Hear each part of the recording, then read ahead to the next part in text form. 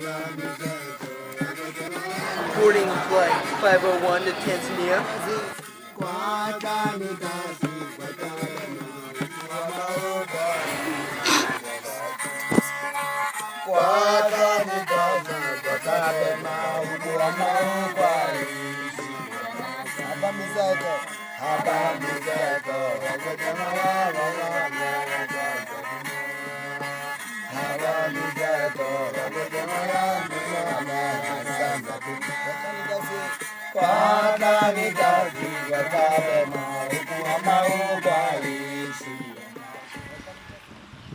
My name is Joshua Peterson.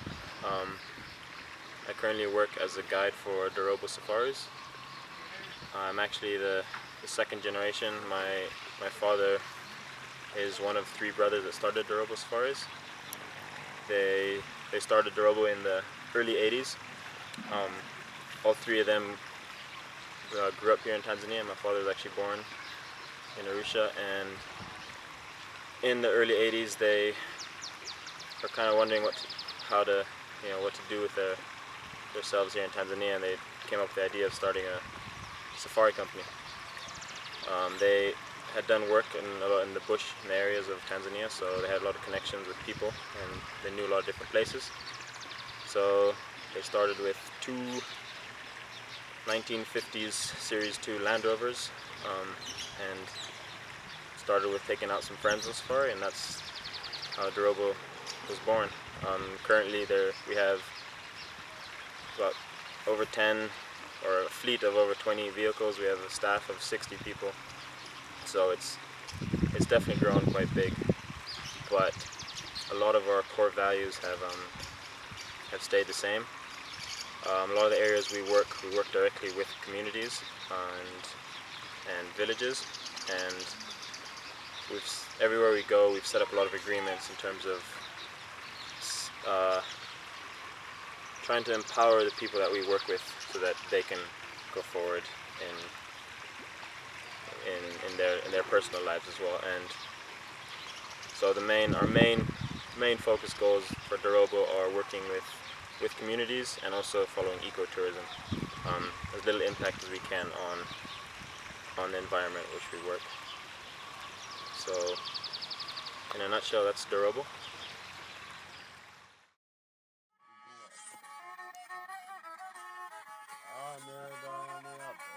The Maasai are a nomadic pastoral tribe based on age sets and age grades. They stay exclusively in the plains for good pasture land. They live in thorn enclosures known as bomas.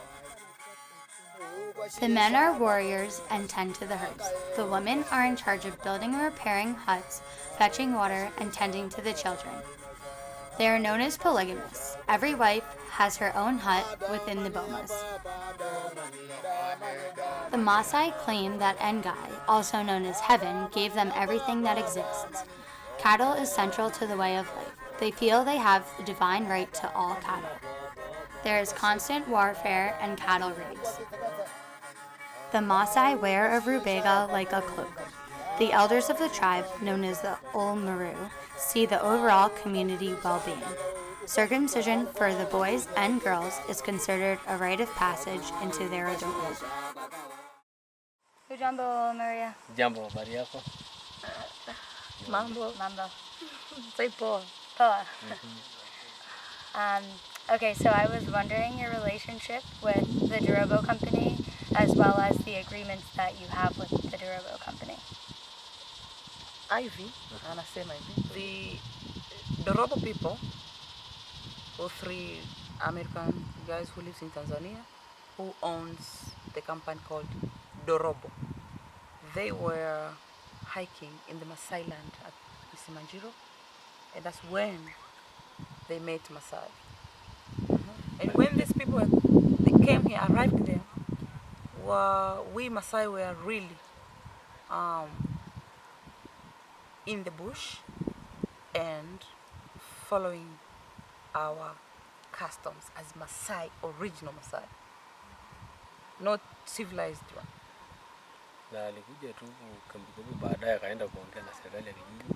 So these people were coming doing camping by themselves and come back. And they're coming and come back. So one day, they went and sit down and talk to the village government office. So they're sitting down with the village government, telling them, we've been around this area. It's in the very close to the Tarangire National Park, the boundary of Tarangire National Park. So animals migrate from the Tarangire National Park during rain season and come to graze in our areas, in the Maasai areas. So we want to be one of those people who will conserve the Maasai land. So we need to talk to the community, to Maasai, see how we can do it. Okay. So the Dorobo plus AWF, those who are dealing with national parks and communities. What does the AWF stand for? African Wildlife Foundation. So Dorobo joined with African Wildlife Foundation to make sure that they sit down with Maasai community,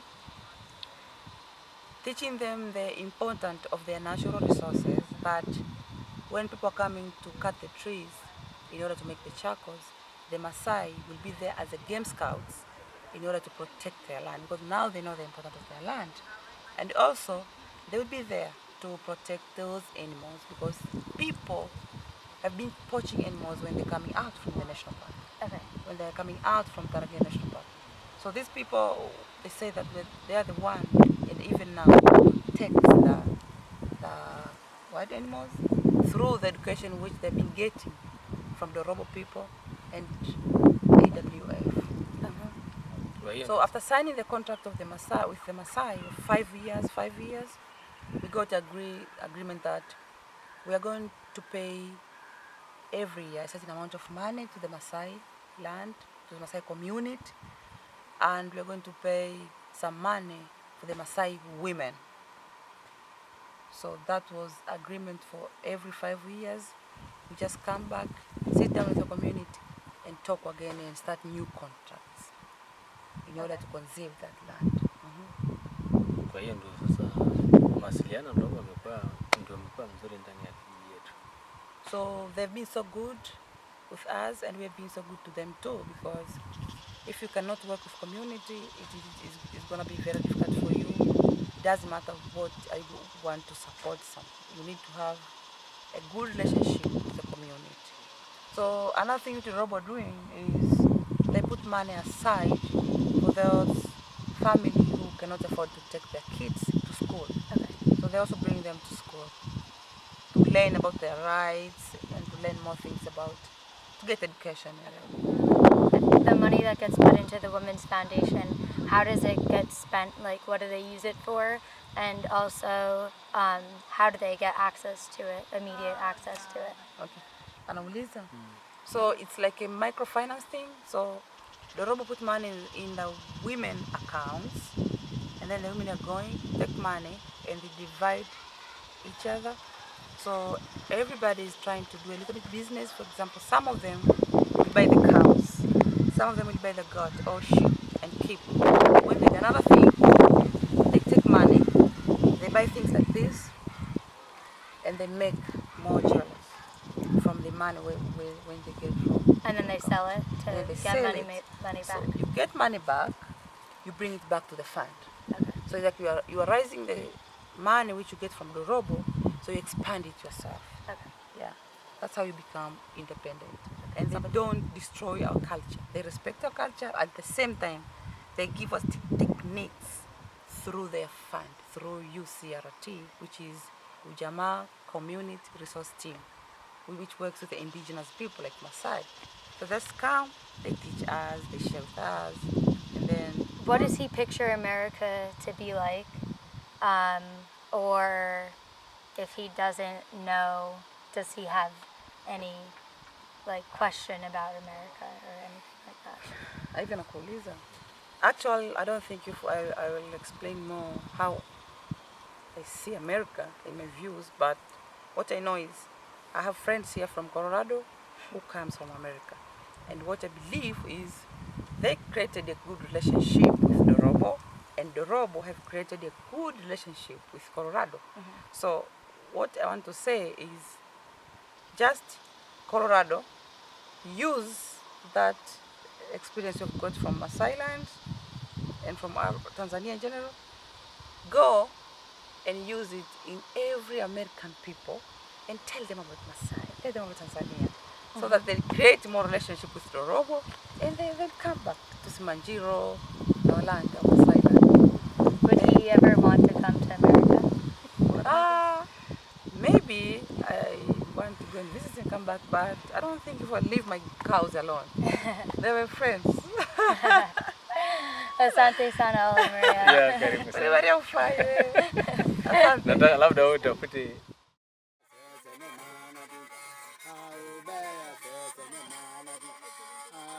The Iraqw are known as both cultivators as well as herdsmen. Over the years, there has been rapid expansion due to vast population growth. There are currently 100 Iraqw clans. The men's role is to tend to the farm work and the livestock, whereas the women's role is to tend to the household and the family. Within the Iraqw tribe, the youngest son is the one to inherit the farms. The older sons must go out and find their own new farms. The Iraqw traditionally descended from a great warrior known as Hemu Trip. The medicine men, or Kwaslarmo, are known as the regional leaders. The rainmakers are the most important leaders of them all. The Iraqw wear a traditional cloak called a mogorori. They have a strong sense of community and aiding fellow neighboring clans. They worship the sun goddess Luo, who provides farm yields. There have been many Iraqw descendants representing Tanzania in the Olympics. What is the relationship between the Iraqw and Dorobo and using the land that we come on as tourists? Nasema. So Dorobo and the Madunga village met kind of for the first time, or had first time interactions in 2002. While they're on their way to Yaida to see the Hadza. So they came and they came into here and camped here and were talking with some of the guys, and they talked about their interest of maybe starting to do some kind of business, some kind of tourism project here. So that morning they went into the village and met with some of the village elders and then talked about it and said, okay, well they had to leave, but then they said when we come back we'll actually try to set up some kind of tourism agreement. The village kind of took it as Dorobo kind of would be like a milk cow. So it's something that they could actually like milk and get something from. So he said, so the main village that they did the agreement with was the Madunga village, which is the closest one here. But they said because we actually used some of the land of the other villages, they said if they kind of want to come in an agreement, they have to make an agreement with Madunga village. So Madunga village made an agreement with them in terms of how much they get paid per night, per person, that kind of thing. And then that became part of the whole agreement with us and Madunga village. And they said they made the agreement, and they said they were happy. They liked it, so they agreed to it. Then I asked them a bit more about the whole relation with Dorobo and the villages, and they said it's good. Dorobo is the only company that's actually come and actually been interested in the area, and they see it as Dorobo is kind of maybe the only one that's able to come to these kind of areas. They don't really know. But then he started talking about how a lot of the money that comes in and the people that get paid to actually work in the camps, so they get money, and the money that comes in actually also goes to help the scouts and people that help protect the forest, help pay for them to do their job. So he says all around it kind of all just helps each other.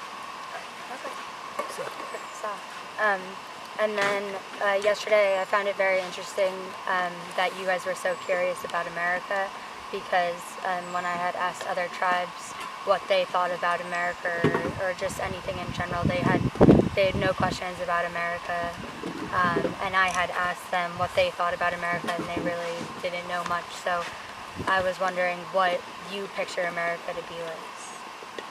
So the first thing he's saying is they know about America. They know like geography. They have geography books. They know where it is. They know that it's a big country, and it's also a real powerful country in the world. It's got a lot of influence, and a lot of the news they hear on the news that goes into a lot of these wars and stuff like that. And he himself is wondering why, if it's such a big country with so much influence, so much potential. He said so much education, so many really clever people, so much just potential. Why are they going on to more of these wars when they could be helping more a lot of these smaller countries, so like Tanzania and African countries? Why do they put all their effort into the wars? No, Asante Sana. Nasi.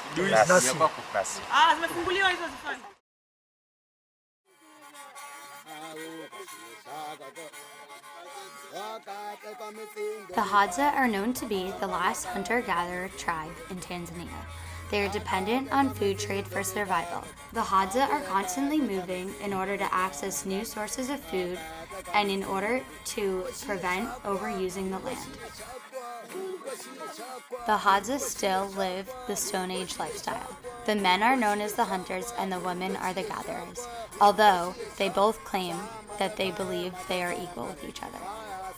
They do not live in permanent homes due to their nomadic lifestyle. Their population is roughly around 3,000 people. There is no defined system of leadership, such as chiefs, due to their belief in equality.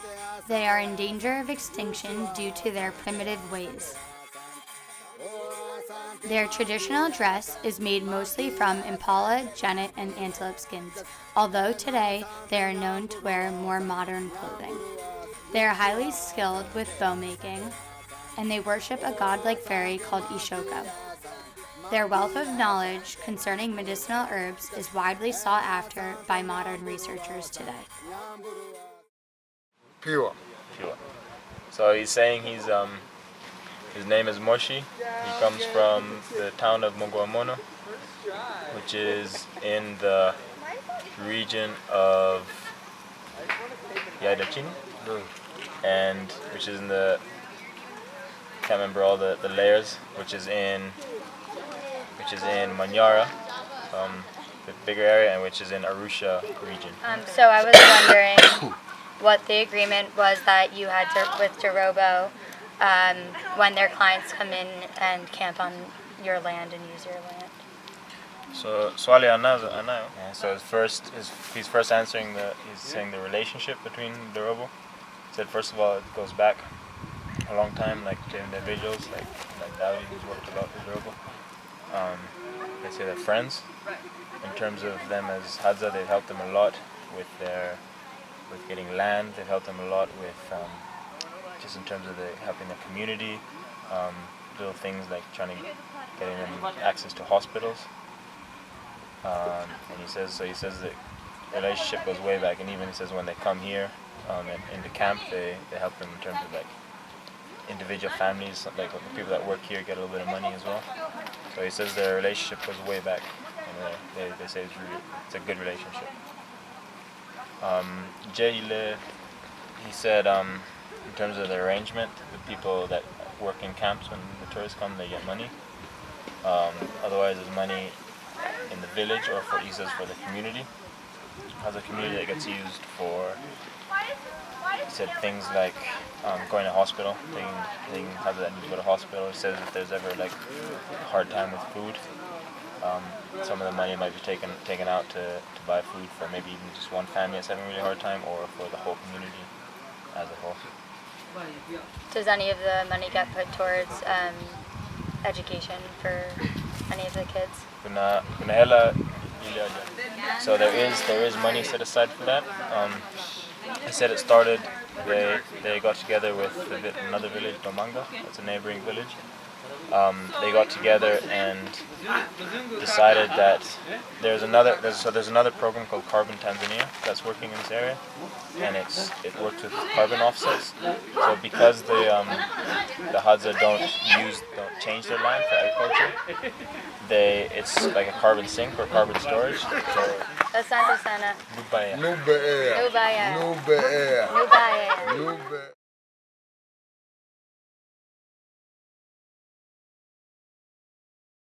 Jambo. This is Maggie Duncan Simbeye, a Tanzanian woman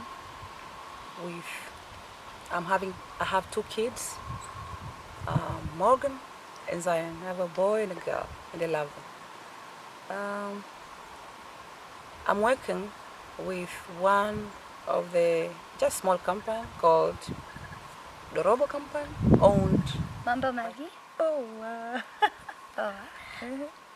Okay, so I've been here for a couple weeks now, and when I first arrived at the airport, I looked around and saw like all the tour safari companies waiting for their clients to arrive, and I noticed that they were all men safari guides. I noticed that you were one of the only women safari guides there. So I was wondering how you received the job with the Dorobo company and what your exact position is. Okay. I'm a woman guide. Some people call me ranger guide because sometimes I also take people to the bush for bushwalk with a rifle. So I'm a ranger guide too. Some people call me nature guide. But my position is I'm a woman guide, and I take people to different bushes, just like I did to you guys. And when I was in the college learning about ecology, like environment and qualifications, outdoor leaderships, and a little bit more other things.